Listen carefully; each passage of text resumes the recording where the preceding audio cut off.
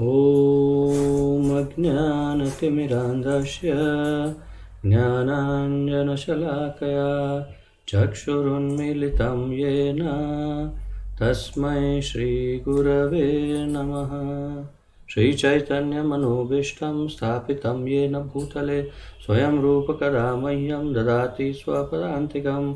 वन्देऽहं श्रीगुरु श्रीयुतपदकमलं श्रीगुरून् वैष्णवांश्च श्रीरूपं साग्रजातं सहगण रघुनाथान्वितं तं सजीवं साद्वैतं सावधूतं परिजनसहितं कृष्णचैतन्यदेवं श्रीराधाकृष्णपादान् सहगण ललिता श्रीविशाखान्वितांश्च। हे कृष्ण करुणा सिन्धो दीनबन्धो जगत्पते गोपेश गोपिकान्त राधाकान्त नमोऽस्तुते। तप्त कांचन गौरांगी राधे वृंदावनेश्वरी वृषभानुसुते देवी प्रणमामि हरिप्रिये। वाञ्छाकल्पतरुभ्यश्च कृपा सिन्धुभ्य एव च पतितानां पावनेभ्यो वैष्णवेभ्यो नमो नमः। अनंतकोटि वैष्णववृंद की जय।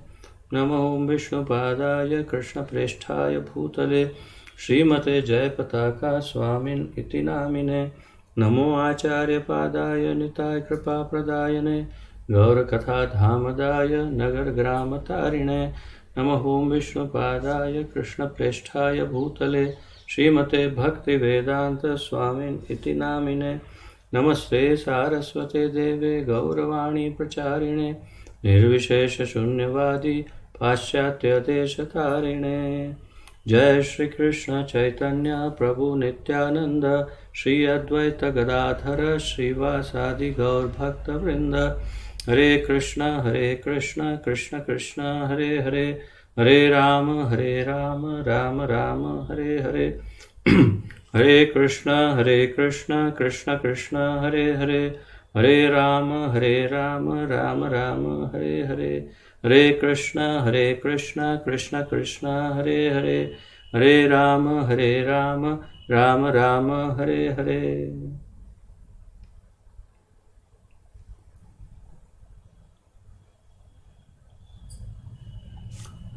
आप सबका स्वागत करता हूँ आज के इस ज्ञानमय कार्यक्रम में। हमारी ये बहुत ही अद्भुत अद्वितीय यात्रा है। इसके अंतर्गत हम अत्यंत महत्वपूर्ण ग्रंथ श्री भगवान श्री चैतन्य महाप्रभु का शिक्षामृत इसका अध्ययन सम्मिलित रूप से कर रहे हैं। और जैसा आप जानते हैं इसका संकलन अनुवाद तात्पर्य हमारे इस्कॉन के संस्थापक आचार्य परम पूजनीय श्री श्रीमद् अभय चरणारविंद भक्तिवेदांत स्वामी श्रील प्रभुपाद जी द्वारा हुआ है, जो श्री चैतन्य चरितामृत पर आधारित है। तो हम अब तक 15 अध्यायों का अध्ययन समाप्त कर चुके हैं। 16वां अध्याय आज से प्रारंभ हो रहा है, जो श्रील सनातन गोस्वामी को जो श्री चैतन्य महाप्रभु ने शिक्षाएं दी उसका अंतिम अध्याय है 16वां अध्याय। तो आइए प्रारंभ करते हैं आज 16वां अध्याय।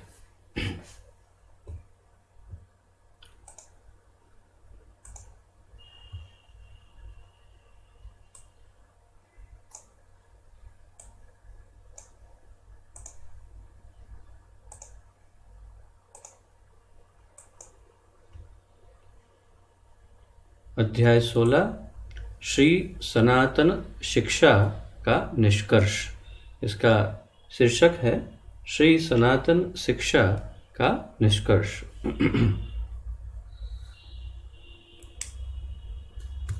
अर्थात शायद आप में से कुछ भक्त इस शब्द का अर्थ नहीं समझे हों, तो निष्कर्ष का अर्थ है निचोड़।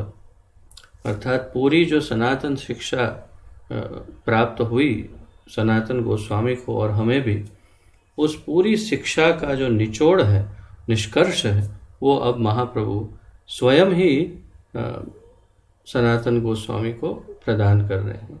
तो ये निष्कर्ष स्वयं महाप्रभु द्वारा दिया जा रहा है। मुमुक्षु, जीवन मुक्त तथा प्राप्त स्वरूप, मोक्षकामी ज्ञानियों के ये 3 भेद हैं। तो कल के अध्याय की चर्चा में आपको अगर स्मरण होगा, लगभग अंत में हम ये चर्चा कर रहे थे कि जो मोक्षकामी ज्ञानी सब जो हैं उनमें कितने कैसे भेद हैं, क्या क्या भेद हैं, क्या क्या उनके प्रकार हैं। तो उसमें मुख्य रूप से आज हम कल भी उसके कुछ भेद देखे थे। मुख्य रूप से 2 भेद देखे थे कल। एक थे जो मोक्षकामी हैं और एक जो है वो क्या कहते हैं सिद्ध, ये क्या था कल? एक मोक्षकामी थे और दूसरे आपको स्मरण है? हाँ, क्या लिखा है नोट्स में? लिखो। एक मोक्षकामी बताए और दूसरे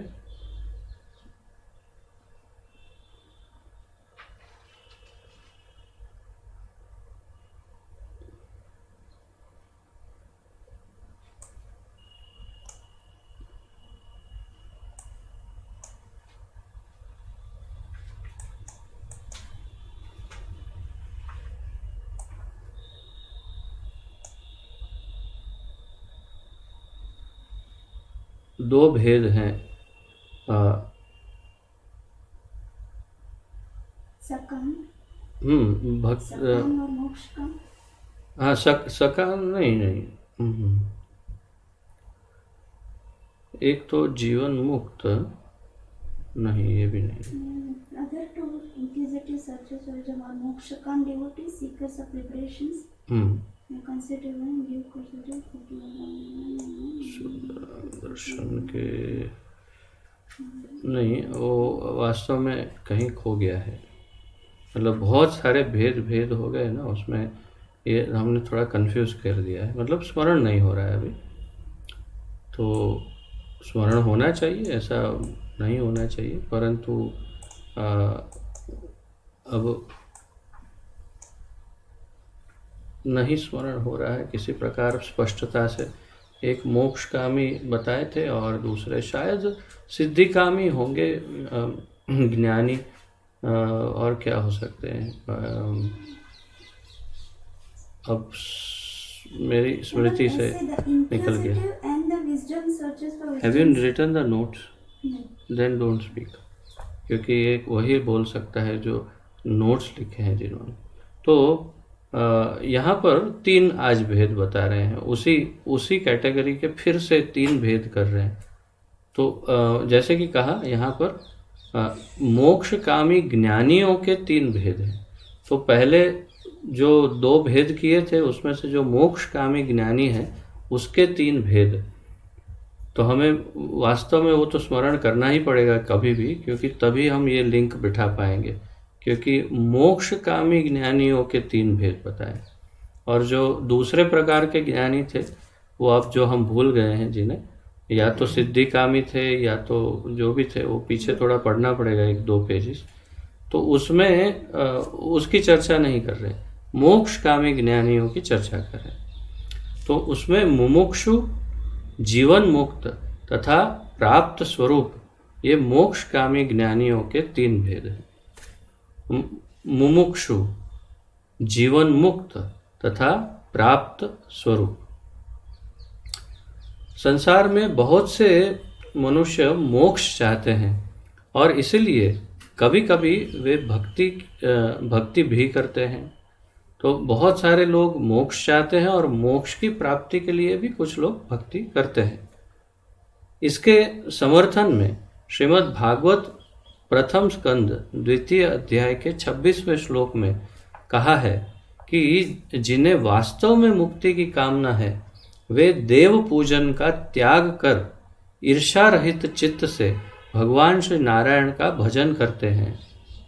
तो मुझे ये सब ऐसे लगा कि ये सारे श्लोक जो भी महाप्रभु ने, श्री चैतन्य महाप्रभु ने इंगित किए हैं भागवत से, वो सब हम ऐसे ही नंबर पढ़ लेते हैं, परंतु मुझे लगा कि नहीं, उनका भी अध्ययन हो तो साथ में हमारा ही ज्ञान वर्धन होगा। तो इसलिए मैंने हाँ, इसलिए मैंने सोचा कि उसे भी हम ले लेंगे साथ में। तो उनको भी देखते हैं एक के पश्चात एक। तो ये है श्रीमद् भागवत के पहले 1.2.26। तो मैं केवल आपको ये पढ़ के सुनाता हूँ। सर्व काम, व्हाट इज दैट? मोक्ष काम refers to one who seeks revenge from it, and सर्व काम refers to one who wants to enjoy by fulfilling material desires. हाँ, ठीक है। तो दो प्रकार के जो हमने बताए ज्ञानी, उसमें एक प्रथम है सर्व काम, जो सब इच्छाओं को चाहते हैं। हम सिद्धि काम ही सोच रहे थे, परंतु सर्व काम। और दूसरे हैं मोक्ष कामी। तो अब हम मोक्ष कामी की चर्चा यहाँ कर रहे हैं। तो महाप्रभु ये 1.2.26 में बता रहे हैं भागवत में,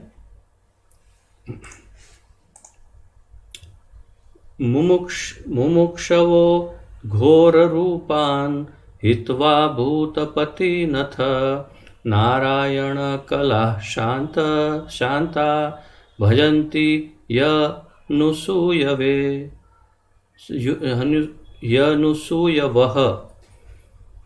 जो लोग मोक्ष की, और ये विशेष रूप से मुझे ये इसलिए भी महत्वपूर्ण लगा क्योंकि जो देवी देवताओं की भक्ति करते हैं उनके लिए ये किस प्रकार महत्वपूर्ण है वो देखने जैसा है। इसमें जो वर्णन किया है आश्चर्यजनक। जो लोग मोक्ष के प्रति गंभीर हैं वे निश्चय ही द्वेष रहित होते हैं और सबका सम्मान करते हैं, किंतु फिर भी वे देवताओं के घोर रूपों का अस्वीकार करके केवल भगवान विष्णु तथा उनके स्वांशों के कल्याणकारी रूपों की ही पूजा करते हैं। तो जो लोग मोक्ष के प्रति गंभीर हैं वो निश्चय द्वेष रहित होते हैं, किसी से द्वेष नहीं करते। ठीक है, द्वेष किसी से नहीं करते, किसी के प्रति द्वेष नहीं, और सबका सम्मान करते। ठीक, सभी का सम्मान करते हैं, किंतु फिर भी देवताओं के घोर रूपों का, घोर रूप काली, दुर्गा, शिव, रुद्र, भैरव आदि, और भी आप ज़्यादा समझदार, घोर रूप, देवताओं के घोर रूपों का अस्वीकार करते हैं। द्वेष किसी से नहीं करते, सम्मान सबका करते हैं, लेकिन देवताओं के घोर रूपों का अस्वीकार करके केवल भगवान विष्णु तथा उनके स्वअंश, भगवान विष्णु के स्वअंश कृष्ण और सब जो भगवान के स्वअंश हैं, नारायण रूप है या कृष्ण रूप जो भी हैं, केवल उनका, विभिन्न अंश नहीं, अर्थात ब्रह्मा जी शिव जी नहीं, या माया दुर्गा या अन्य कोई देवी देवता नहीं, सिर्फ स्वांश रूपों के कल्याणकारी रूपों की ही पूजा करते हैं। तो भगवान नारायण के सारे रूप कल्याणकारी है और इनकी ही पूजा करते हैं। तो ये था 1.2.26 जो महाप्रभु ने इंगित किया। शुद्ध भक्त के संग से ये मोक्ष कामना भी त्याग कर कृष्ण भक्ति में संलग्न हो जाया करते हैं। शुद्ध भक्ति के संग से ये कौन? ये वही जिनकी अभी चर्चा चल रही है, मोक्ष कामी ज्ञानियों की। तो शुद्ध भक्तों के संग में अगर आ जाते हैं ये मोक्ष कामी ज्ञानी, जिनको मोक्ष की इच्छा है, वो अगर शुद्ध भक्तों के संग में आ जाए तो मोक्ष की कामना को भी त्याग कर कृष्ण भक्ति में संलग्न हो जाते हैं, संलग्न हो जाया करते हैं। तो संलग्न हो जाया करते हैं, बड़ा महत्वपूर्ण शब्द है। अर्थात कृष्ण भक्ति में बिल्कुल पूरी तरह से लग जाता, संलग्न हो जाना, अर्थात बिल्कुल एक हो जाना, एकदम भेद नहीं कर सकते, ऐसा एक तत्व हो जाना। लग्न कहते, लग्न, लग्न, लग्न अर्थात दो जनों को लगा देना, उसे कहते हैं लग्न। फिर बाद में भले न लगता रहे अंदर लगा, लेकिन लग्न, लग्न का अर्थ है लग जाना, अर्थात जुड़ जाना, तो संलग्न हो जाना। तो वो संलग्न हो जाते हैं। और कौन? मोक्षकामी, मोक्ष की कामना छोड़ करके भक्ति में संलग्न हो जाते। हरि भक्ति सुदोदय में कहा है, अहो अहो महात्मन बहुदोष तुष्टो अप्येकेन भात्येष भवो गुणेन सत्संगमाख्येन सुखावहेन कृताद्यनो येन कृशा मुमुक्षु। हाँ? मुमुक्षा तो हरि भक्ति सुदोदय खुल के ही पढ़ना पड़ेगा, क्योंकि आगे जितनी बार मुमुक्षु इंग्लिश में लिखा है आगे वर्णन में, उतनी बार हिंदी में इन्होंने मुमुक्ष लिखा। तो बहुत बड़े बड़े उतार चढ़ाव है हिंदी इंग्लिश में डिफरेंस, परंतु हम जितना हो सकता है सुधार के पढ़ेंगे। अब ये मुमुक्षा है या मुमुक्षु है, वो जो भी है, अर्थ महत्वपूर्ण है। हे महात्मन, इस संसार में अनेक दोष हैं किंतु एक गुण है। तो ये वही भागवत के अंतिम श्लोक अंत में जो बिल्कुल श्लोक है वैसे ही टाइप का है। तो उसमें तो राजा परीक्षित को सुखदेव गोस्वामी कहते हैं, कलेर दोष निधे राजन अस्ति यः एको महान गुण कीर्तनाद एव कृष्णस्य मुक्त संग परम व्रजेत। तो एक गुण है, पूरे कलयुग दोषों का सागर है, उसमें एक ही गुण है, एक ही गुण। क्या? कीर्तनाद एव कृष्णस्य, कृष्ण का कीर्तन करके मुक्त संग परम व्रजेत, संग, सभी संग से मुक्त हो करके भगवत धाम प्राप्त हो सकता है केवल कृष्ण कीर्तन से।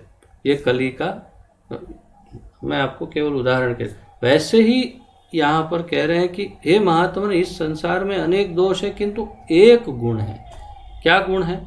शुद्ध भक्तों का संग, शुद्ध भक्तों का संग। ये केवल एक ही महान एक गुण है, उसे प्राप्त करो। इसमें कहा, इस श्लोक में, उसे प्राप्त करो, उसके प्रभाव से मोक्ष कामना भी निवृत्त हो जाएगी। तो क्यों प्राप्त करो? तो इसको प्राप्त करने से मोक्ष कामना भी निवृत्त हो जाएगी, चली जाएगी, मोक्ष की कामना नहीं रहेगी। अगर जो मोक्ष कामी है उसे पहले ही डायरेक्ट ये सुना दो तो भाग ही जाएगा वो। लेकिन भगवान इतने इंटेलिजेंट, भगवान इंटेलिजेंट है ऐसे कैसे बोल सकते? भगवान भगवान ही है। तो भगवान इतने बुद्धिमत्ता से कार्य करते हैं और उसको खींच के ले आते हैं। जब उसकी मोक्ष की कामना चली जाती है, बाद में वो ये पढ़ता है कि ओ देखो देखो भगवान की चाल, उन्होंने मुझे भक्त बना दिया, मोक्ष की कामना भी छुड़ा दी। तो ये हरिभक्ति सुदोदय से लिया था। अब श्रीमद् भागवत 11वें स्कंद के दूसरे अध्याय के 37वें श्लोक में उल्लेख है कि मनुष्य के भय का कारण देहात्म बुद्धि और भगवान श्री कृष्ण से अपने नित्य संबंध को भूल जाना है।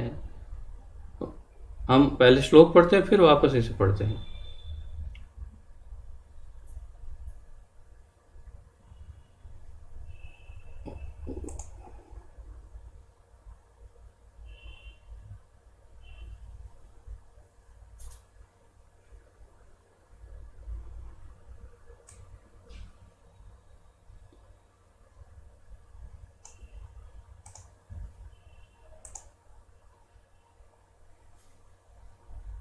तो हाँ, भयं द्वितीया विनिवेशतः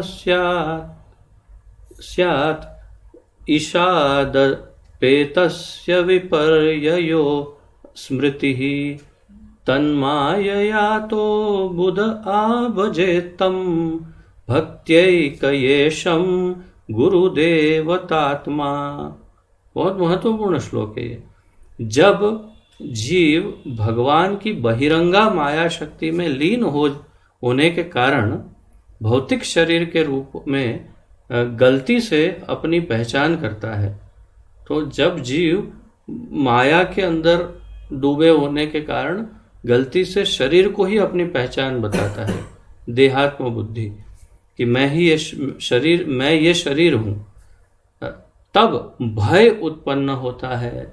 तो भय का मुख्य कारण क्या है? भय का एकमात्र कारण है देह आत्म बुद्धि। अगर इस बात का केवल ज्ञान हो जाए, ज्ञान कि मैं ये शरीर नहीं हूं, तो आधा भय खत्म हो जाता है। और जब इस बात का एहसास हो जाए, ज्ञान अलग है, और फिर अनुभव साक्षात्कार हो जाए कि मैं ये शरीर नहीं हूँ, वास्तव में अपने आप को आत्मस्वरूप देखने लग जाए जब वो, और ये भी जान ले कि आत्मा नैनम छिंदन्ति शस्त्राणि नैनम दहति पावकः, तो वो कभी भी आत्मा को तो मारा जा ही नहीं सकता, और मैं तो आत्मा ही हूँ, मुझे तो एक खरोच भी नहीं पहुंचा सकता कोई। तब फिर उसका सारा भय जो है वो संपूर्ण रूप से नाश हो जाता है भय का। ये किसे होता है? जो संपूर्ण रूप से ज्ञानी भक्त हो, उसे, जो ज्ञानी भक्त हो उसे ही भय मुक्ति होती है।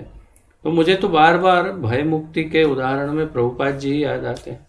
आप सबको मैंने पहले भी एक बार सुनाया था, शायद विस्मृति हो गई हो तो फिर सुनाता हूँ। प्रभुपाद जी जब गृहस्थ आश्रम में थे, अभी संन्यास लिया नहीं था उन्होंने, तब वे भगवत गीता का ट्रांसलेशन आदि आलेखन का कार्य तब भी करते थे, और घर से अलग रहते थे। तो किसी कार्यवश तो उनको एक घर भाड़े पर चाहिए था, रेंट पर, किराए पर। तो किराए पर जो घर चाहिए था तो ढूंढ रहे थे, देखा एक बहुत बड़ा महल है, लेकिन खंडर की तरह पड़ा हुआ है बिल्कुल। तो किसी को पूछा कि ये क्या है, तो बोले ये तो भूत महल है। भूत महल? तो मतलब क्या, समझा नहीं। बोले नहीं, ये इसमें भूत होता है इसलिए कोई इसमें जाता नहीं। तो कहा कि मुझे मिल सकता है? तो आदमी ऐसे देखने लगा, आपको चाहिए ये? तो हाँ मुझे चाहिए। तो बोले आप क्या करेंगे? मैं रहूँगा इसमें, उसमें क्या है? बोले भूत रहता है, मैं भी रहूँगा, दोनों रहेंगे। तो जाइए, ये मालिक है, उनको मिलिए। मालिक को मिले, उनको कहा मुझे वो आपका भूत महल किराए पे चाहिए। भूत महल किराए पे चाहिए आपको? पक्का सोच लिया है? जीवित शायद आए ना आए, क्योंकि अभी तक कोई जीवित बाहर नहीं आया। प्रभुपाद जी ने कहा चिंता मत करिए मेरी, मैं अपनी गारंटी मैं खुद लेता हूँ, आप चिंता मत करो। किराए पे दे सकते हो तो दे दो, ले लो बाबा, कोई बात नहीं, रहो। और फिर उसने हनुमान जी का नाम लेकर चाबी दे दी होगी। तो प्रभुपाद जी वहाँ से गए अंदर। पहला दिन अच्छे से सब सफाई वफाई करके प्रभुपाद जी बैठ गए अपने कार्य में। उनकी विशेषता ये थी कि वे शाम को सो जाते, रात को उठ करके आलेखन करते। तो बहुत देर रात को फिर वो बैठ करके अपना आलेखन करने लगे। और ये बहुत सुंदर एक भक्ति चारू स्वामी महाराज जी ने एक फिल्म, एक सीरीज, टीवी सीरीज जैसा बनाया है जो इंटरनेट पर उपलब्ध है। What is the name? Abhay Charan. Abhay चरण ये सीरियल का नाम है, आप यूट्यूब में सर्च कर सकते हैं, हिंदी में भी उपलब्ध है। तो उसमें भी ये जो दिखाया है वो वही बिल्कुल वास्तविक। तो फिर प्रभुपाद जी बैठ कर लिख रहे हैं और अचानक उनको समझ में आता है कि आजू बाजू में कुछ हिलन चलन, हिलन डुलन कुछ आरंभ हो गई। तो वो लिखते रहे और थोड़ी देर के बाद एक अत्यंत भयानक, विकृत और बहुत बड़ा एक आकार उनके आजू बाजू में घूमने लग गया। तो प्रभुपाद जी लिखने, एक बार भी देखा नहीं है प्रभुपाद जी ने, और लिख रहे हैं, अपना कार्य कर रहे हैं। तो वो जो आकृति थी उसको थोड़ा सा डाउट आया कि इनको सुनाई नहीं देता, दिखाई नहीं देता, या कुछ पता नहीं चल रहा कि मैं हूँ। तो मैं हूँ ये दिखाने के लिए उनके सामने ऐसा ऐसे सब चेहरे करने लग गए। तो प्रभुपाद जी लिख रहे हैं और इसके सामने ऐसे, उनके सामने ऐसे चेहरा यहाँ तक आ रहा है। प्रभुपाद जी लिख रहे। उसने बहुत ट्राई किया के, लेकिन प्रभुपाद जी आराम से लिख रहे हैं। और फिर जब बहुत ज़्यादा होने लगा तो प्रभुपाद जी ने एकदम से उसके सामने देखा और बोला, क्या बात है, तुम्हारा प्रॉब्लम क्या है? तुम तुम्हारा काम करो, मैं मेरा काम करता हूँ, क्यों मुझे डिस्टर्ब करते हो? तो बोला, हैं, आपको मेरा डर नहीं लगता? मैं भूत हूँ, भूत? तो बोला, नहीं, मुझे कोई डर वर नहीं लगता। तुम तुम्हारी योनि में हो, भूत योनि में, मुझे क्या? तुम ऐसा करो, तुम तुम्हारा काम करो, मुझे अपना काम करने दो, डिस्टर्ब मत करो। देखो, और फिर लिखने लगे। तो वो एकदम टेंशन में आ गया और प्रभुपाद जी को दया आई, क्योंकि भक्त जो है वो परम करुणामय होते हैं, वो सब पर करुणा करते हैं, सब पर। और प्रेत योनि जो है, भूत योनि, उस पर तो बहुत ही करुणा की आवश्यकता है, क्योंकि बहुत सालों साल तक प्रेत योनि में आत्माएं घूमती रहती है। जब तक कोई उनकी मुक्ति नहीं कराए तब तक कितने सालों साल घूमती रहती है प्रेत आत्मा, बहुत तकलीफ होती है। तो फिर प्रभुपाद जी को दया आई, उन्होंने कहा, एक काम करो, मैं जो बोलता हूँ मेरे पीछे पीछे बोलो।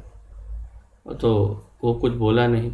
तो प्रभुपाद जी ने हरे कृष्ण महामंत्र का उच्चारण आरंभ किया।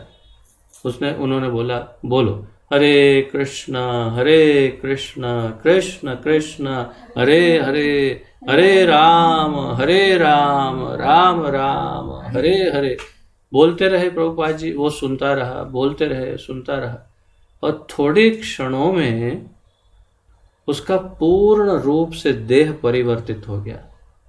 पूरा का पूरा एक अत्यंत सुंदर तेजस्वी राजा के रूप में सामने प्रस्तुत हो गया। सुंदर राजा का वेशभूषा, बहुत सुंदर मुकुट, जवाहरात और सुंदर दिखने वाला। और फिर वो आश्चर्यचकित हो गया और प्रभुपाद हंसने लगे। प्रभुपाद ने कहा कि देखो, ये भगवान के नाम का बल देखो, भगवान के नाम की करुणा देखो, भगवान के नाम की शक्ति और सामर्थ्य देखो, कि तुम्हारी भूत योनि को चुटकियों में छुड़ा दिया। और फिर प्रभुपाद जी और जप करते रहे, इसने भी जप किया, दोनों जप कर रहे थे, और करते करते उनके सामने ही वो संपूर्ण रूप से वहाँ से अदृश्य हो गया। अर्थात कि उसको वहीं पर उसी क्षण मुक्ति दे दी प्रभुपाद जी ने। तो इतने बड़ी प्रेत योनि का, इतना भयानक, इतने कई राजा, मतलब कई वो कितने वर्षों से, न जाने कितने 100 वर्षों से वो भूत योनि में था, उसको प्रभुपाद जी ने निर्भय होकर के मुक्ति दे दी। तो ये निर्भयता किस में आ सकती है? जो बहुत ही संपूर्ण रूप से अच्छी तरह से जानता हो कि मैं ये शरीर नहीं हूँ, मैं जीवात्मा हूँ, भगवान का अंश हूँ, भगवान का सेवक हूँ। अवश्य रक्षिबे कृष्ण, कृष्ण तो रक्षा करने ही वाले हैं मेरी, और अगर जो भी हो जाए तो भगवान की सेवा के लिए क्या फर्क पड़ेगा, एक जीवात्मा यहाँ से वहाँ हो जाएगा।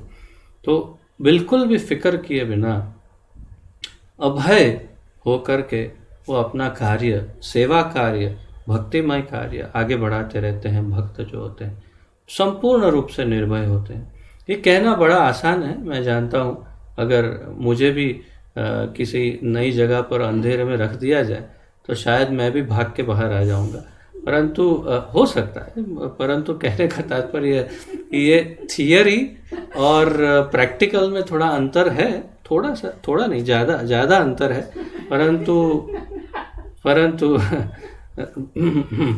परंतु ये सत्य है कि भक्त को इसी प्रकार निर्भय होना चाहिए जैसे प्रभुपाद जी है।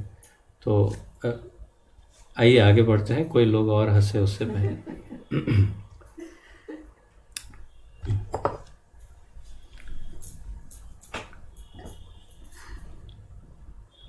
तो यहाँ पर कहा गया कि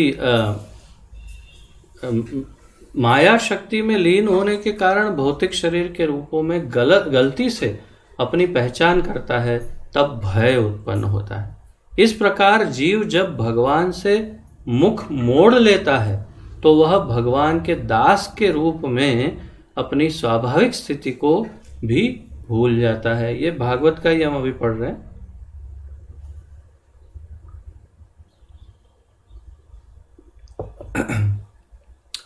तो वो भगवान के दास के रूप में अपनी जो स्थिति है उसे भूल जाता है। यह मोहने वाली भयपूर्ण दशा माया द्वारा प्रभावित होती है। यह मोहने वाली मोहित करने वाली भयपूर्ण, डर लगने वाली भयपूर्ण दशा माया द्वारा प्रभावित होती है। इसलिए बुद्धिमान पुरुष को प्रामाणिक गुरु के निर्देशन में भगवान की अनन्य भक्ति में लगना चाहिए। तो बुद्धिमान पुरुष को प्रामाणिक गुरु के निर्देशन में भगवान की अनन्य भक्ति में लगना चाहिए। प्रामाणिक गुरु क्यों? गुरु बहुत मिलेंगे, हर गली नुक्कड़ में मिलेंगे, परंतु अगर आप पर भगवान की कृपा होगी तो ही आपको प्रामाणिक गुरु मिलेंगे। ये सत्य है। हो सकता है चाहे कोई भी संस्था क्यों ना हो, चाहे कोई भी संप्रदाय, धर्म, कुछ भी क्यों ना हो, आपको प्रामाणिक गुरु तो ही मिलेंगे अगर आप पर भगवान की अत्यंत विशेष कृपा हो तो ही। गुरु कृष्ण कृपाए आए भक्ति लता बीज। तो गुरु की कृपा से कृष्ण, कृष्ण की कृपा से गुरु, और दोनों की कृपा से भक्ति लता मिलती है, बीज मिलता है। तो पहले कृष्ण दया करके गुरु देते हैं और फिर गुरु दया करके कृष्ण देते हैं, परंतु सबसे पहले तो कृष्ण यदि दया करेंगे तो ही प्रामाणिक गुरु मिलेंगे। और इसलिए प्रामाणिक गुरु के निर्देशन में भगवान की अनन्य भक्ति में लगना चाहिए और गुरु को ही अपना आराध्य देव तथा अपना प्राण धन स्वीकार करना चाहिए। गुरु को ही अपना आराध्य देव और प्राण धन, अर्थात लगभग भगवान के ही समान उनकी पूजा सेवा करनी चाहिए गुरु की। ये यहाँ पर कहा है। अब आगे पढ़ते हैं। तो महाप्रभु कह रहे कि श्रीमद् भागवत के श्लोक में उल्लेख है कि मनुष्य के भय का कारण देह, आत्म, बुद्धि, मैं ये शरीर हूँ, और भगवान कृष्ण से अपने नित्य संबंध को भूल जाना है। इस कारण उसमें केवल असत स्मृतियाँ ही शेष रहती है।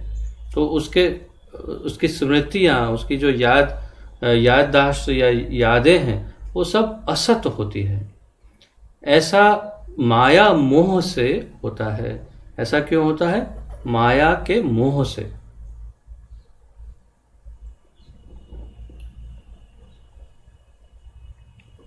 अर्थात माया द्वारा प्रेरित मोह के कारण।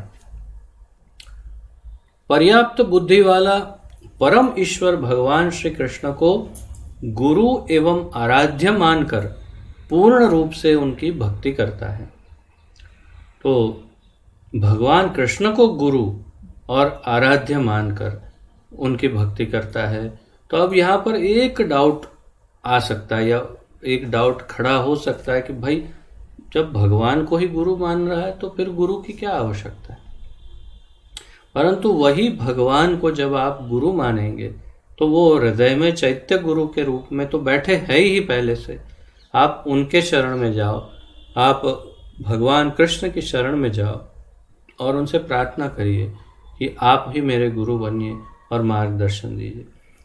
उसके बाद जब आपको जो गुरु मिल रहे हैं वो गुरु वास्तव में भगवद रूप ही है, अर्थात कि भगवान के ही भेजे हुए गुरु आपको प्राप्त हो रहे हैं। इसलिए उस श्लोक में बताया अभी जो हमने पढ़ा कि उन्हें सबसे अधिक उनका आदर सम्मान और उनकी सेवा और आराधना गुरु की करनी चाहिए। कौन से गुरु की? जो हमें भगवान से मिलवा रहे हैं। अतएव यह निष्कर्ष हुआ कि भगवत भक्ति किए बिना चेतना कृष्ण भावना का उद्बोधन नहीं हो सकता। तो क्या निष्कर्ष हुआ? भगवत भक्ति किए बिना, भगवान की भक्ति किए बिना चेतना अर्थात कृष्ण भावना का उद्बोधन नहीं हो सकता, विकास, प्रोग्रेस, फैलावा या क्या कहते जागृत होना।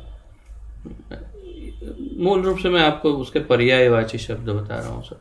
तो भगवत भक्ति के बिना कृष्ण भावनामृत की जो चेतना है उसका विकास या वो जागृत नहीं हो सकती। प्राकृत दूषण से यथार्थ में मुक्त हो जाने पर ही पूर्ण कृष्ण भावना भावित बना जाता। प्राकृतिक दूषण प्रकृति के अंतर्गत अर्थात माया के अंतर्गत जो भी दूषण है हम में, वो दूषण से यथार्थ में मुक्त हो जाने पर ही, ये शब्द पर हम चिंतन कर सकते हैं कि यथार्थ में मुक्त होना क्या है और मुक्त होना क्या है। तो यथार्थ में मुक्त होने का अर्थ है वास्तव में, तो वो तो समझ में आ गया वास्तव में। तो कैसे भाई? विश्वामित्र जी 60,000 वर्ष तक तपस्या किए और यथार्थ में सभी इंद्रियों के दूषण से, कामना, लोभ, वासना, क्रोध आदि से तो मुक्त हो गए ना। ये कम से कम इन 6 दूषण से मुक्त हो गए। तो ही 60,000 वर्ष तक उन्होंने अपने मन को एकाग्र रखा, ध्यान में लगाया। तो फिर मेनका जी ने क्यों उनका ध्यान भंग कर दिया, कैसे कर दिया? उसका अर्थ ये हुआ, बहुत स्पष्ट अर्थ, कि 60,000 वर्ष के पश्चात भी उनका मन, काम, अंदर जो काम है वो यथार्थ में दूषण रहित नहीं हुआ, प्रदूषित रहा। 60,000 वर्ष तक दूषित रहा, लेकिन दबा के रखा था। और कब दोष मुक्त, ये प्रदोष मुक्त या दूषण मुक्त कब हो सकता है? जब ठाकुर जी के भक्ति में और सेवा में लगते हैं। तो हमारे हरिदास ठाकुर, नामाचार्य श्री हरिदास ठाकुर जैसे संपूर्ण रूप से मुक्त हो सकते हैं। तो यथार्थ में मुक्त होना, प्रदूषण से यथार्थ में मुक्त हो जाने पर ही पूर्ण कृष्ण भावना भावित बना जाता है। श्रीमद् भागवत के 10वें स्कंद के 14वें अध्याय का 4था श्लोक 10.14.4 में कहा गया है। तो पहले श्लोक पढ़ते हैं, फिर यहाँ महाप्रभु क्या कहते हैं वो देखते हैं।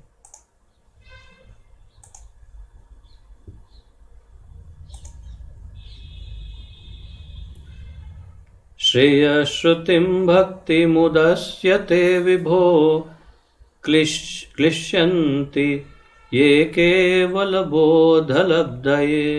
तेषामसौ क्लेशल एव शिष्यते नान्यद्यथा स्थूलतुषावद् घातिनाम। हे प्रभु, आत्म साक्षात्कार का सर्वोत्तम मार्ग तो आपकी ही भक्ति है। आत्म साक्षात्कार का सर्वोत्तम मार्ग तो आपकी भक्ति ही है भगवान। यदि कोई इस मार्ग को त्याग करके ज्ञान के अनुशीलन में प्रवृत्त होता है तो उसे क्लेश उठाना होगा और वांछित फल भी नहीं मिल पाएगा।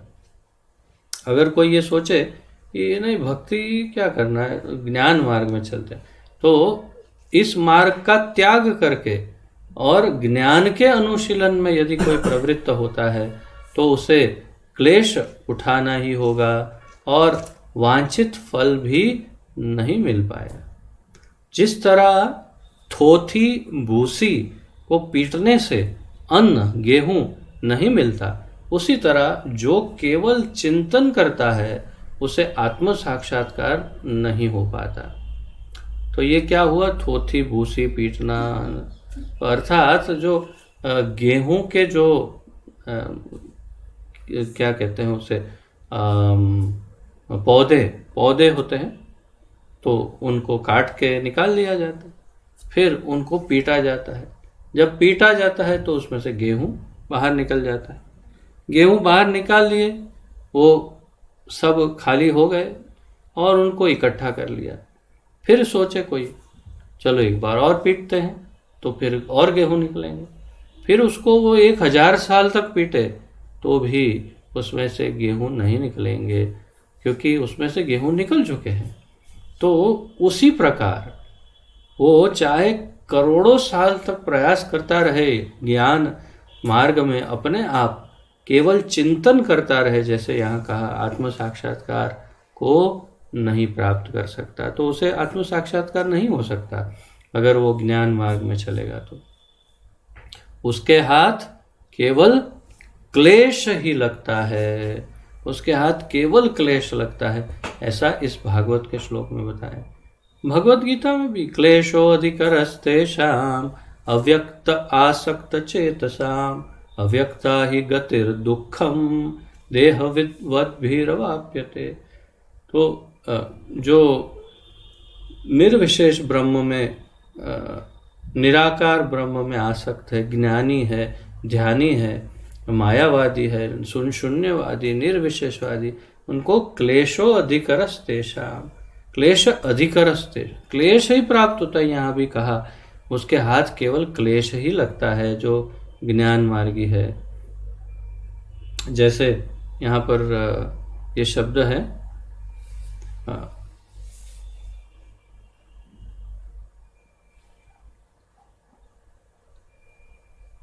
क्लिश्यन्ति, इस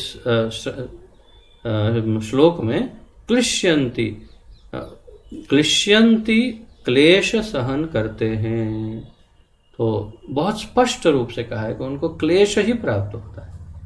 अब आगे पढ़ते हैं, जो महाप्रभु ने इसका अर्थ बताया कि इस श्लोक में स्पष्ट कहा है कि कृष्ण भक्ति में संलग्न होने के किसी भी उद्देश्य के बिना जो ज्ञान प्राप्ति के लिए उद्यम करता है उसे केवल परिश्रम हाथ लगता है या क्लेश, परिश्रम या क्लेश।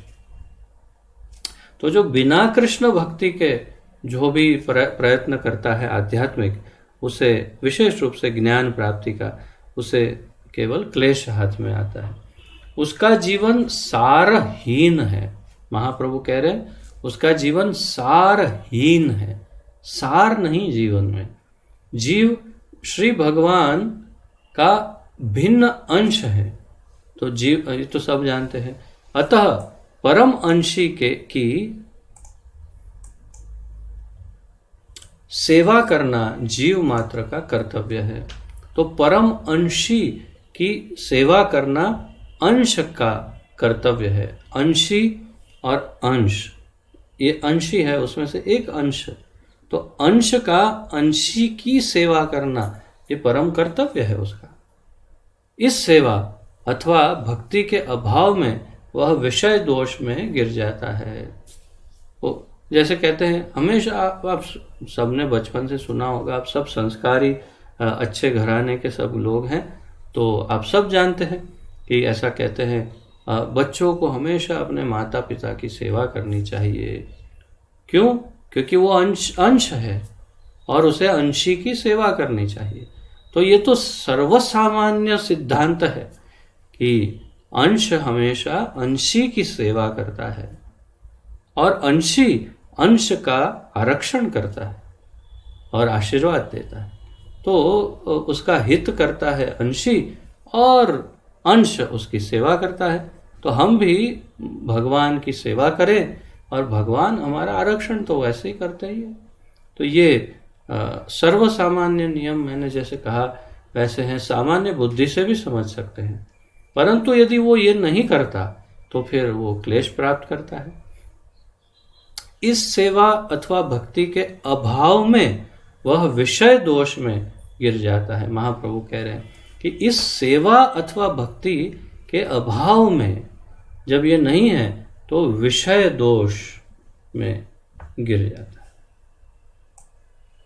श्री सनातन शिक्षा की समाप्ति करते हुए भगवान श्री गौर सुंदर चैतन्य महाप्रभु ने कहा कि 6 प्रकार के आत्माराम किसी न किसी रूप में कृष्ण भक्ति करते हैं। महाप्रभु ने कहा 6 प्रकार के आत्माराम, और 6 प्रकार के आत्माराम किसी न किसी प्रकार से भगवान कृष्ण की भक्ति करते हैं। कैसे? तो यहाँ थोड़ा सा विस्तार से काफी हद तक समझाते हैं।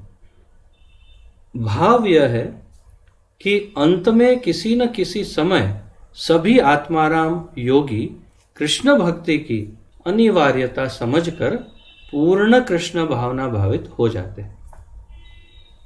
अगर बहुत ज्यादा बुद्धिमान है, अत्यंत कुशाग्र बुद्धि है, एकदम शार्प इंटेलिजेंस जैसे कहते हैं, तब तो वो बहुत जल्दी समझ जाता है और फिर तुरंत स्विच ओवर कर देता है, अपने आप को सीधा कृष्ण भक्ति में लगा देता है।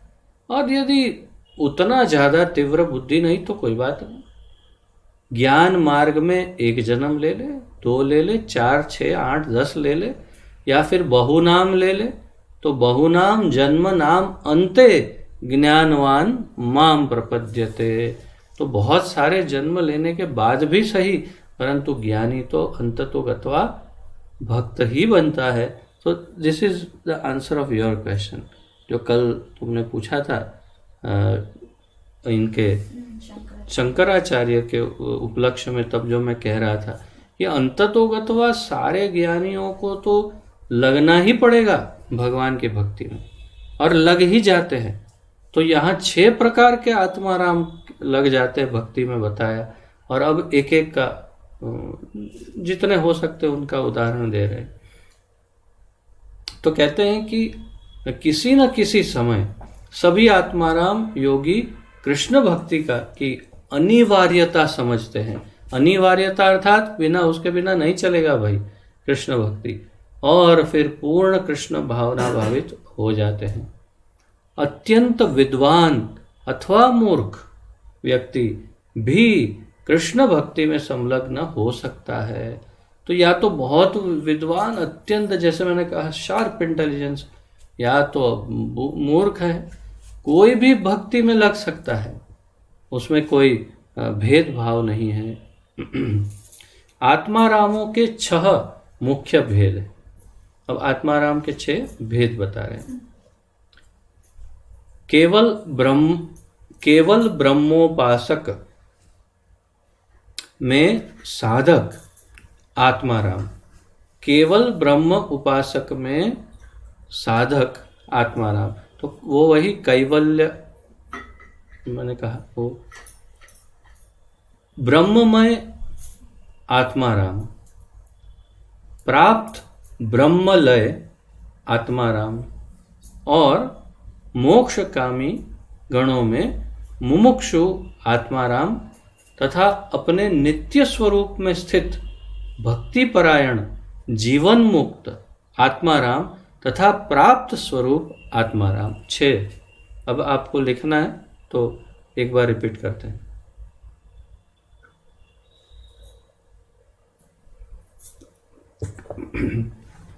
मेरे ख्याल से लिखना अच्छा रहेगा। 6 प्रकार के आत्माराम। 1 केवल ब्रह्मोपासक में साधक, कैवल्य आनंद है, कैवल्य ज्ञान में, तो केवल ब्रह्म उपासक आत्माराम। फिर दूसरा ब्रह्ममय आत्माराम, दूसरा ब्रह्ममय आत्माराम। तीसरा प्राप्त ब्रह्मलय आत्माराम, प्राप्त ब्रह्मलय आत्माराम। और मोक्ष कामी गणों में मुमुक्षु आत्माराम, मुमुक्षु आत्माराम तथा अपने नित्य स्वरूप में स्थित भक्ति परायण जीवन मुक्त आत्माराम। तो जीवन मुक्त आत्माराम, जीवन मुक्त आत्माराम तथा प्राप्त स्वरूप आत्माराम, प्राप्त स्वरूप आत्माराम। तो प्राप्त स्वरूप आत्माराम, जीवन मुक्त आत्माराम, मैं रिवर्स ऑर्डर में जा रहा हूँ। तथा मुमुक्षु आत्माराम, ब्रह्मलय आत्माराम, ब्रह्ममय आत्माराम और ब्रह्मोपासक, केवल ब्रह्मोपासक आत्माराम। तो ये 6 हो गए। अब आगे समझाते हैं महाप्रभु। ये सभी आत्माराम कहलाते हैं। आत्माराम भक्ति में पूर्ण संलग्न हो जाते हैं।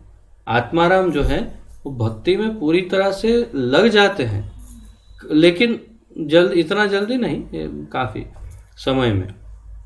व्याकरण के अनुसार, व्याकरण अर्थात ग्रामर अर्थात संस्कृत व्याकरण के अनुसार आत्माराम अनेक हैं। आत्माराम जो है अनेक हैं व्याकरण, किंतु एक अर्थ अन्य सभी का द्योतक है। तो एक अर्थ है जो सारे कई अर्थ हैं आत्माराम शब्द के, लेकिन ये सबका जो मुख्य है वो एक अर्थ है। और वो क्या है?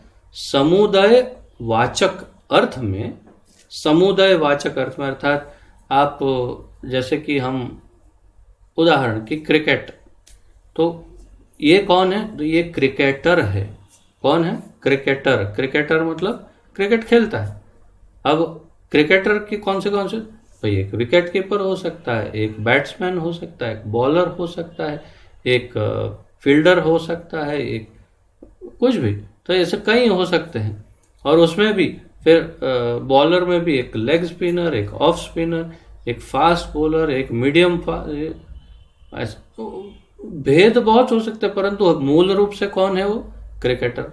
तो ऐसे एक समुदाय वाचक कि भाई आत्माराम, तो उसका एक अर्थ महाप्रभु दे रहे हैं कि समुदाय वाचक अर्थ में सभी आत्मारामों की कृष्ण भजन में प्रवृत्ति होती है। तो सभी जितने जो आत्माराम है सबकी मूल रूप से कृष्ण भजन में अंततोगत्वा, आखिर में कृष्ण भजन में प्रवृत्ति अवश्य हो जाती। अपनी आत्मा में परमात्मा का उपासक योगी भी आत्माराम है। महाप्रभु आगे कह रहे हैं अपनी आत्मा में उपासक योगी, वही जो भगवत गीता के 6 अध्याय में भगवान समझाते हैं, योगिनाम अपि सर्वेषां मद्गतेन अंतरात्मना। उसी प्रकार तो जो या तो फिर जो वो योगी जो परमात्मा हृदय में बैठे हुए परमात्मा पर ध्यान लगाता है, वो भी आत्माराम है। आत्माराम योगी 2 हैं। आत्माराम योगी 2 हैं, ऐसा बता रहे हैं। सगर्भ एवं निगर्भ, सगर्भ एवं निगर्भ। तो आत्माराम के हमने 6 प्रकार देखे। अब उसके 2 अलग अलग उपासक योगी, आत्माराम योगी 2 प्रकार के बता रहे हैं, सगर्भ और निगर्भ। बहुत आगे जाकर के, मतलब थोड़ी या तो आज करेंगे चर्चा या कल, पता नहीं, परंतु आगे फिर इसको बड़े विस्तार से महाप्रभु फिर समझाएंगे ये शब्दों को।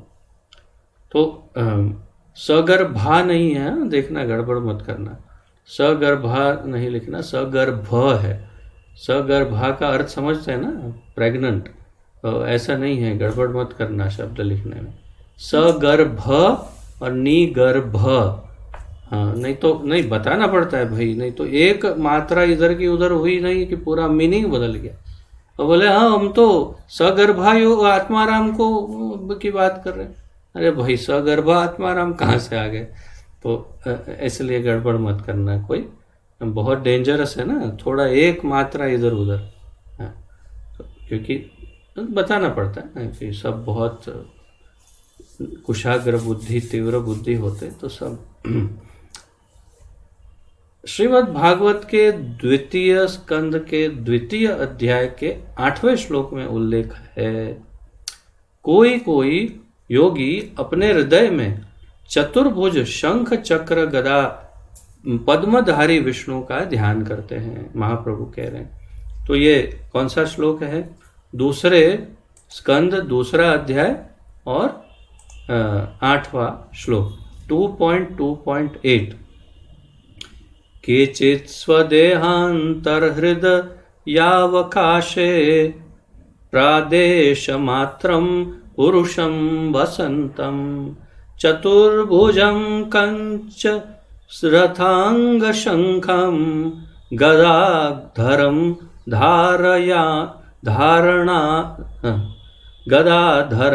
धारणया स्मरन्ति। तो कितना सुंदर वर्णन है कि अपने हृदय में, हम अनुवाद पढ़ते हैं, अन्य लोग शरीर के हृदय प्रदेश में वास करने वाले एवं केवल एक बित्ता परिमाण के 4 हाथों वाले तथा उनमें से प्रत्येक में क्रमशः कमल, रथ का चक्र, शंख तथा गदा धारण किए हुए भगवान का ध्यान करते हैं। इसमें डीप में जाएंगे तो एक बित्ता परिमाण, ये जो है उसमें अगर जाएं तो बहुत लंबी चर्चा हो जाएगी, लेकिन फिर भी मैं प्रयास करता हूँ कि यहाँ पर कुछ इसका छोटा वर्णन हो। तो हाँ, 8 इंच, ठीक है। तो वही ढूंढ रहा था। आप लोगों को ऐसे तो पता होना चाहिए, लेकिन नहीं पता हो तो अब ये पता करिए। 2 बात, आत्मा और परमात्मा दोनों हृदय में वास करते हैं। आत्मा की साइज हमारे शास्त्रों में बताई है, केशाग्र शतभागश्च शतदा कल्पित एवच, अर्थात आत्मा की साइज बाल की नोक के 10,000वें भाग जितनी साइज आत्मा की है। अर्थात मेरी साइज कितनी है? बाल की नोक के 10,000वें हिस्से जितनी।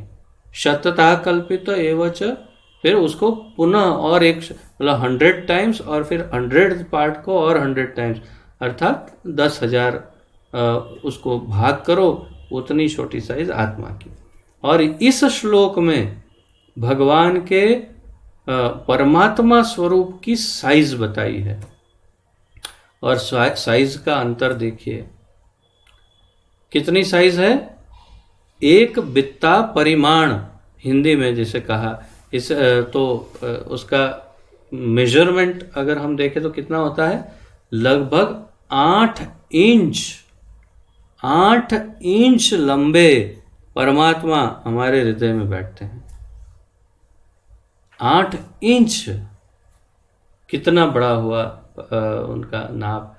हमारी साइज सोचो, और परमात्मा इतनी बड़ी साइज में परमात्मा इसमें रहते हैं, हमें पता नहीं, बताओ। और हम पता नहीं क्या इतने बड़े परमात्मा, कभी पता चला इधर उधर उन्होंने ऐसा, कभी तो ऐसा किया होगा ना, ऐसा कुछ तो किया होगा ना भगवान। तो 8 इंच के परमात्मा ऐसा करेंगे तो हृदय पूरा ऐसा नहीं हिल जाएगा। लेकिन कभी कुछ हुआ, पता चला, हो सकता है कभी इसीलिए हार्ट अटैक आ जाता हो लोगों को, जब भगवान करे तो गया काम से। पता नहीं, मतलब मैं तो केवल कल्पना कर रहा हूँ, परंतु 8 इंच के भगवान बैठते हैं इधर और हमें पता नहीं। देखो हमारी क्या दुर्दशा है। परंतु इस श्लोक का सार यह है कि हृदय में बैठने वाले शंख चक्र गदा पद्म वाले उस चतुर्भुज परमात्मा का ध्यान करते हैं। तो जैसे यहाँ महाप्रभु ने कहा, कोई कोई योगी अपने हृदय में चतुर्भुज शंख चक्र गदा पद्मधारी विष्णु का ध्यान करते हैं। चतुर्भुज विष्णु के चिंतक योगी भक्ति भावित होकर उस अवस्था के लक्षणों को प्राप्त करते हैं। वे कभी रोते हैं तो कभी विरह भावापन्न हो जाते हैं। तो हृदय में बैठे परमात्मा के प्रति भी वे इतने भक्ति भाव विभोर हो जाते हैं कि कभी रोते हैं और कभी विरह भाव आपन्न हो जाते हैं। तो देखिए, ये भक्ति की यही तो है बात। अब भक्ति तो भक्ति है, उसका स्वरूप चाहे कोई भी हो इष्ट का, परंतु है तो भक्ति ही। तो इष्ट उनके परमात्मा स्वरूप में है, चाहे गोलोक निवासी के रूप में है, परंतु भक्ति भाव में जो आपूरित हुए उनको ये इस प्रकार अश्रुधारा और विरह भाव सताता है।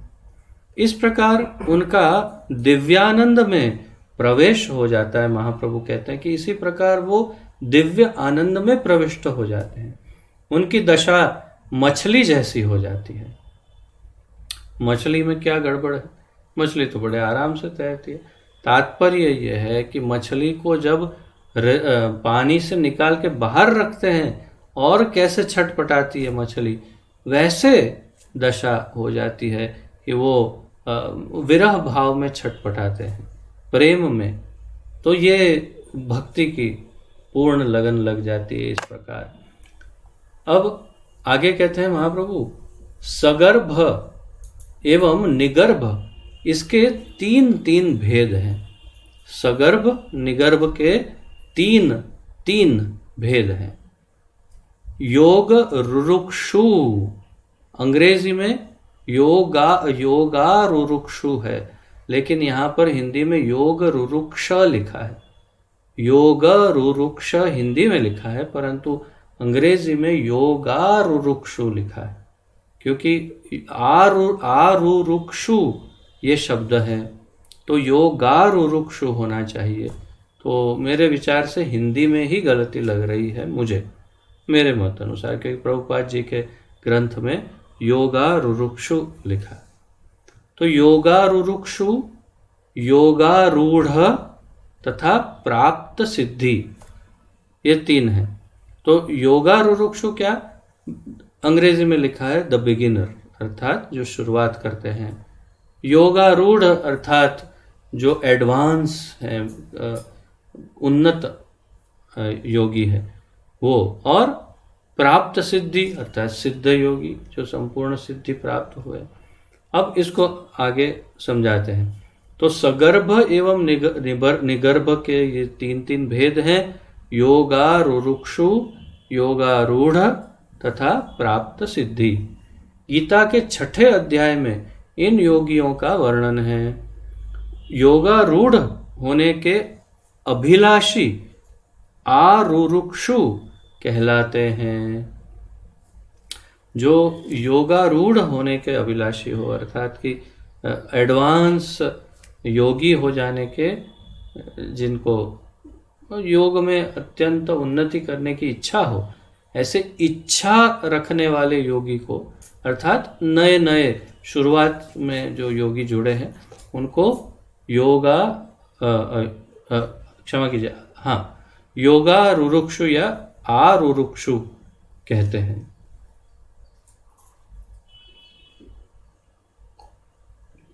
योग आरुरुक्षु। आरुरुक्षु में विभिन्न आसनों का अभ्यास तथा मनोनिग्रह होता है। तो उसमें क्या होता है? योगासन, जो योग आसन करते हैं वास्तव में किसके लिए करते हैं? पेट कम करने के लिए, बीपी या शुगर डायबिटीज सब ठीक करने के लिए, या हाजमा ठीक करने के लिए? बिल्कुल नहीं। ये तो पागलों का काम है कि जो योगासनों का उपयोग शरीर के स्वास्थ्य में कर रहे हैं। योग आसन वास्तव में भगवान के साथ योग युज्य, मैंने समझाया था, भगवान की प्राप्ति के लिए ये योगासन का एक प्रक्रिया है, अष्टांग योग की प्रक्रिया है। उसमें आसन ध्यान, धारणा, समाधि, ये सब उसके अंग है।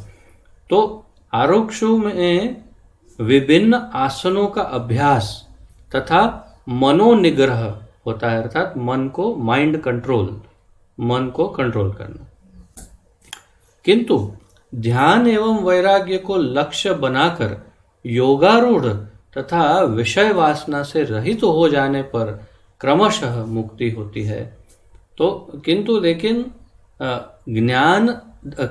क्षमा कीजिए, किंतु ध्यान एवं वैराग्य को लक्ष्य बनाकर, ध्यान तथा वैराग्य को लक्ष्य बनाकर योग आरूढ़ अर्थात पूरी तरह से योग में उन्नत हो गया तथा विषय वासना से रहित हो जाने पर, अर्थात सारी विषय आसक्ति, भोग की आसक्ति, इंद्रियों भोग की आसक्ति जो है उससे मुक्त हो जाने पर क्रमशः धीरे धीरे मुक्ति होती है। फिर वो मुक्ति तक जा सकता है। कौन? ये योगारूढ़।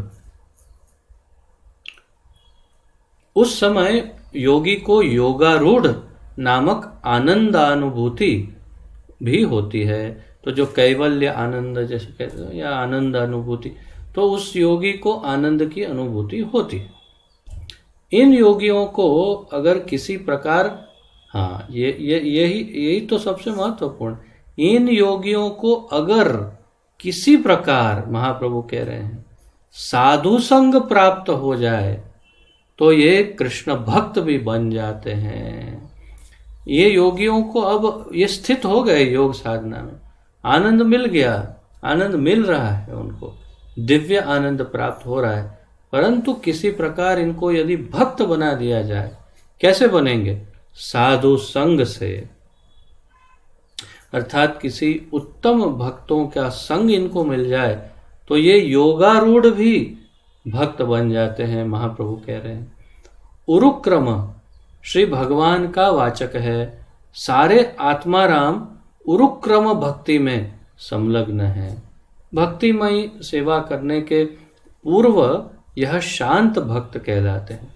तो जब तक वो भक्तिमय सेवा में नहीं जुड़ते तब तक इन आत्माराम भक्तों को शांत रस के भक्त माने जाते हैं। हमने 5 जो मुख्य रस देखे उसमें शांत, ये दास्य, सख्य, वात्सल्य और माधुर्य, तो उसमें शांत रस के जो भक्त हैं उस कैटेगरी में ये आत्माराम भक्त आते हैं। आत्मा शब्द मन के अर्थ में भी प्रयुक्त होता है। तो हमने आत्माराम शब्द के 7 अलग अलग अर्थ देखे थे, महाप्रभु ने समझाए थे। उसमें मन भी एक अर्थ है। कभी कभी ज्ञानी लोग विभिन्न प्रकार के दार्शनिक निष्कर्ष प्रस्तुत करते हैं, किंतु कृष्ण भक्ति परायण साधुओं के संग से वे भी भक्त बन जाते हैं। श्रीमद् भागवत 10वें स्कंद 87वां अध्याय और 18वां श्लोक बहुत बड़ा है 10वें स्कंद। तो 10.87.18 में 2 प्रकार के योगियों सगर्भ और निगर्भ का वर्णन है। तो हम पढ़ते हैं ये 10.87.18, क्षमा करें 8, हाँ नहीं 18 सही है। 10.87.18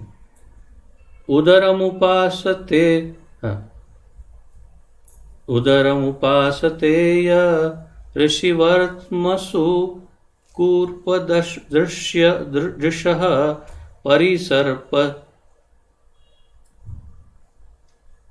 परिसरपद्धतिं हृदयमारुणयोदहरम् तद उद्गादनन्त तव धाम शिरः परं पुनरिह यत्स मेत्य न पतन्ति कृतांत मुखे। बड़े बड़े ऋषियों द्वारा निर्दिष्ट विधियों के अनुयायियों में से जिनकी दृष्टि कुछ कम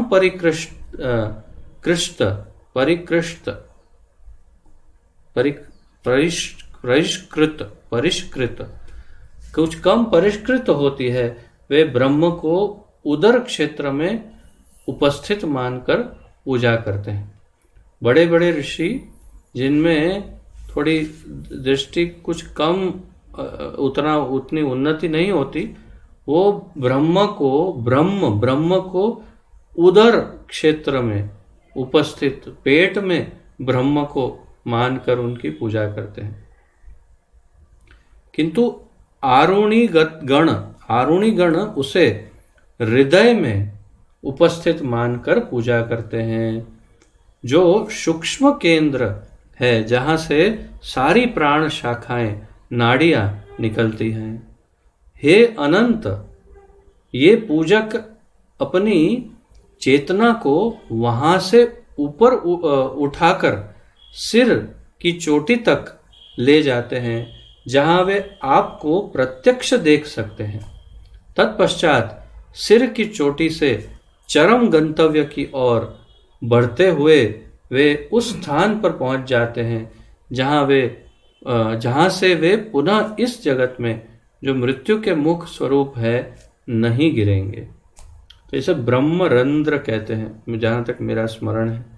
ब्रह्मरंध्र से फिर जो योगी होते हैं वो अपनी आत्मा को निकाल लेते हैं और ये क्या कहते हैं, चित आकाश में, परव्योम में प्रविष्ट हो जाते हैं। जो भक्त योगी है, वो जो केवल योगी ही योगी है वो नहीं, भक्त योगी, तो वो फिर यहाँ से निकालते ब्रह्मरंध्र से, और हृदय से लेकर ब्रह्मरंध्र पहुंचकर आत्मा को निकालते हैं। ऐसा सब। तो महाप्रभु क्या कहते हैं, दो प्रकार के योगी सगर्भ निगर्भ का यहाँ वर्णन है। क्या कहा, योगी उदर से प्रारंभ कर आंतों पर ध्यान केंद्रित करते हैं, एक, और क्रमशः उनका ध्यान हृदय तक पहुंचकर मन हृदय पर केंद्रित होता है। अंत में वे ब्रह्मरंध्र, देखिए यहाँ भी वही लिखा है, ब्रह्मरंध्र में ध्यान केंद्रित करते हैं। इस स्थिति में योगी सिद्धि प्राप्त करता है, वह जन्म मृत्यु से मुक्त हो जाता है। ऐसे योगी भी साधु संग से भगवान की अहेतु की भक्ति करने लगते हैं। ऐसे योगी भी साधु संग में, अर्थात भक्तों के संग में भगवान के भक्त बन सकते हैं। मतलब ये बहुत इतना आसान नहीं होगा। इतने बड़े बड़े योगी बन जाए, फिर एक बड़े योगी का अहंकार भी तो डेवलप हो जाता होगा, और इसीलिए इतना आसान नहीं होगा कि वो भक्तों के संग में आकर के अपनी विनम्रता के कारण भक्ति को अंगीकार करे। तो ये सर्वसामान्य नहीं है। ये बहुत, भगवान भी कहते हैं ना भगवद गीता में, मनुष्याणाम सहस्रेषु कश्चिद यतति सिद्धये यततामपि सिद्धानाम कश्चिन्माम वेत्ति तत्वतः। हजारों मनुष्यों में से कोई एक सिद्धि के पथ पर आगे बढ़ता है, योगी बनता है, और उन हजारों योगियों में से कोई एक मुझे तत्वतः जानता है, अर्थात मेरा भक्त बन जाता है। तो ये भी कोई इतना सुलभ नहीं, दुर्लभ है ये। बहुनाम जन्म नामन्ते ज्ञानवान माम प्रपद्यते वासुदेव सर्वमिति स महात्मा सुदुर्लभ है। अर्थात ऐसा महात्मा सब नहीं होते, सारे नहीं, कुछ ही ऐसे दुर्लभ हैं जो आत्माराम की अवस्था में फिर सीधे भक्ति में लग जाते हैं भगवान के। तो यहाँ पर साधु संग का बड़ा महत्व है। हर जगह पर भक्तों का संग मिलने से ही वो शुद्ध हो सकते हैं या भक्त बन सकते हैं। आत्मा का समय हो चला, तो फिर आज यहीं पर विराम लेते हैं और कल यहीं से आगे बढ़ाएंगे, क्योंकि बहुत अधिक समय हो जाता है। परंतु आनंद है, बहुत सारे अभी ये तो चलता रहेगा। काफ़ी लंबा चैप्टर है, बहुत लंबा चैप्टर है, तो हम धीरे धीरे जाएं। मेरे विचार से वो ज़्यादा अच्छा है। जल्दबाजी का कोई कारण नहीं।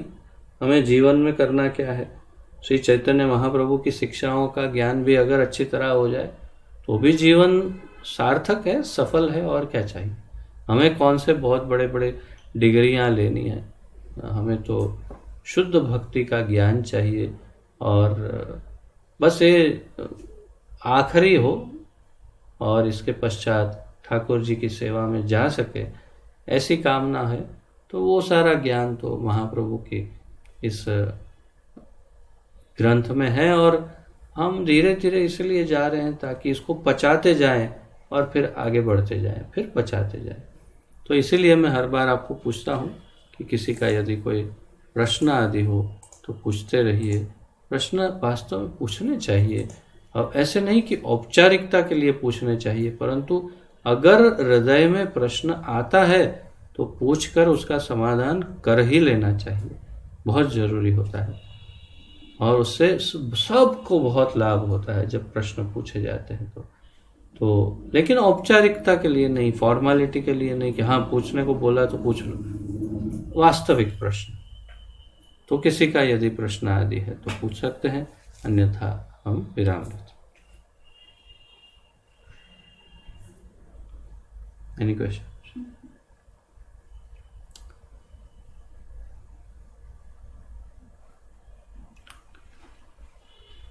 आपने जो बोला शंकराचार्य का जो बात की, मतलब these people were trying to attain moksha and everything, but then not everyone can go into that platform, but still by any मतलब चाहे कितना भी वो ये ले ले, but ultimately has to come to that point. Correct. That is मतलब दोनों बात सही है कि एक बात सबसे पहली ये कि अंततो गत्वा आत्मा राम को भक्त तो बनना ही पड़ेगा, परंतु ऐसा नहीं कि ये 100 आत्मा राम है तो 100 के 100 अभी भक्त बनने वाले, ऐसा नहीं।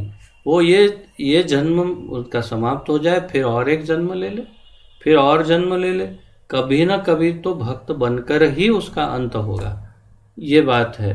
परंतु आत्मा राम का अंतिम गंतव्य भक्ति है, ये निश्चित है। क्षमा कर। और ये जरूरी नहीं कि सारे आत्माराम उसी जन्म में सीधे भक्त बन जाएंगे, ऐसा जरूरी नहीं है। अर्थात आत्माराम अर्थात मैं ये कहना चाहता हूँ कि जो आत्माराम के जो अलग अलग स्तर बताएं, उसमें जो योगारूढ़ हैं या क्या क्या कहा, योग मुमुक्षु नहीं, व्हाट वाज दैट, योग आरुरुक्षु। तो योग आरुरुक्षु जो है वो या योगारूढ़ जो है वो भक्त बन ही जाएंगे ऐसा जरूर नहीं है, उनका योग चलता रहेगा। हो सकता है 2-4 जन्म लग जाए, लेकिन फिर अंततो गत्वा तो भक्त बनना ही पड़ेगा। और इसमें बिल्कुल आश्चर्य नहीं कि हम सब जो यहाँ बैठकर सुन रहे हैं, हम सब कहीं पिछले कुछ जन्मों में योगी रहे हो, तो इसमें जरा भी आश्चर्य नहीं है, कोई आश्चर्य नहीं। हम लगेंगे सादा सीधा, परंतु हो सकता है हम पहले योगी रहे हो, ऐसा हो भी सकता है, ऐसा हो सकता है। आप लोगों को ज़्यादा पता आपके बारे में, आपको अपने लक्षणों से कभी कभी ऐसा समझ में आता है, मुझे कभी कभी ऐसा समझ में आता है मेरे लक्षणों से कि शायद मैंने पूर्व काल में कुछ तो साधना या कुछ किया होगा, ऐसा लगता है कभी कभी। तो ऐसा आप लोगों को भी लगता होगा तो ठीक है, नहीं तो फिर भक्त डायरेक्ट बन गए तो उससे अच्छी लॉटरी क्या है, सबसे बड़ी लॉटरी है, बहुत अच्छी बात है, राइट। सो और कोई क्वेश्चन प्रश्न, अन्यथा विराम ले। ठीक है, तो आज लगता है मंजू माता जी का मोबाइल भी ठीक हो गया, तो वो भी आ गई है ऑनलाइन, और वेरी गुड, बहुत अच्छा है। तो सब इसी प्रकार आते रहिए, नोट्स बनाइए, सीरियस स्टडी कीजिए, बहुत ही ध्यानपूर्वक श्रवण और नोट्स बहुत आवश्यक है, अन्यथा ये स्टोरी की तरह सब इवॉपरेट जिसको कहते हैं, सब बाष्पीभवन या आकाश में उड़ जा सकता है। इसलिए गंभीर अध्ययन करिए और जीवन को सार्थक करिए। इसी के साथ प्रणति निवेदन करते हैं। श्री चैतन्य महाप्रभु की जय। श्रील सनातन गोस्वामी प्रभुपाद की जय।